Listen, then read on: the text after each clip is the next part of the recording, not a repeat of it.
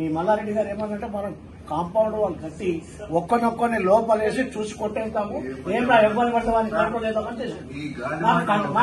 మాకు కాంపౌండ్ వాళ్ళకి సార్ ప్రజలతో సంబంధం కానీ కాంపౌండ్ వాళ్ళు మాకేందుకు సార్? మేము ప్రజల్లో బ్రతికే వాళ్ళం, మాకు ఫ్లాట్స్ కావాలి.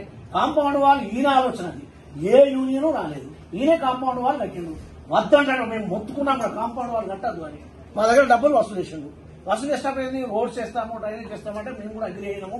మా చేత బాండ్ రాయించుకోండి, ఈయనే ప్రెసిడెంట్ గా ఈయనే డిక్లేర్ చేసుకున్నాడు. దానికి అగ్రి ఎవరు రావద్దాడు, ఎవడ కష్టం అని దానికి గూండాలు పెట్టి తను తను తినవాళ్ళను నేను కొన్ని ఎంతమంది గూండాలు పెట్టారు రోజు వార్డు మెంబర్ కూడా వచ్చింది.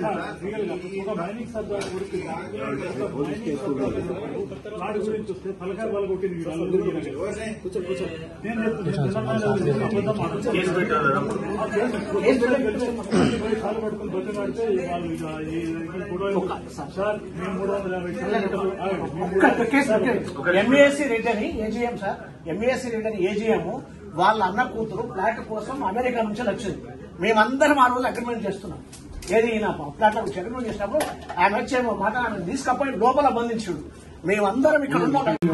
అలా కాదండి, దాన్ని ప్రొటెక్ట్ చేయాల్సిన బాధ్యత మీకెందుకు ఉంది? నాది కాదు sir, association sir. Who is the association? What is your responsibility? ఇది నేను కుక్కర్ చింపులు ఇస్తే ఏకశిలా నగర్ అయింది, దాన్ని కాపాడుకోవాల్సిన బాధ్యత ఉంది అంటే వాళ్ళ ఎస్టిమేషన్ చేయాల్సిన కాపాడాలంటే పోలీస్ సెటప్ కాపాడాలి. లేకపోతే కనుక అక్కడ ఉన్నటువంటి ఎవరు దానికి అధికారులు ఉంటారు, వాళ్ళు కాపాడాలి. కాపాడుకోకపోతే వాడు వస్తారు. సందర్భం ఇది ఎందుకు వచ్చింది ఆ ఇష్యూ అని అంటే, వాళ్ళు గుడిసెలు వేసిన తర్వాత గుడిసెలు తీసేసిన వీళ్ళు అసోసియేషన్ వచ్చి తీసేసిన తర్వాత గవర్నమెంట్ ఏమందంటే, గవర్నమెంట్ ఏంటంటే ఆ విఎస్ఓ కోర్టులో ఆర్డర్ తీసుకొని కాంపౌండ్ పెట్టింది. కాంపౌండ్ అంటే ఇక్కడ